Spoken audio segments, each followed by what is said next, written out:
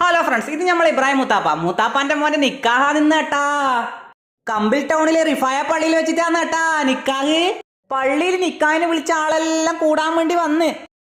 ഇതാന്ന് കേട്ടാ പുയ്യാപ്പള നിക്കാഹ് കഴിക്കാൻ വേണ്ടി പെണ്ണിന്റെ ഉപ്പാന്റെ മുമ്പിലും ഞമ്മൾ ആൾക്കാരുടെ മുമ്പിലെല്ലാം വന്നിരുന്ന് തലയില് നല്ല വെള്ള ടൗവലെല്ലാം കെട്ടുന്നുണ്ടാട്ടാ.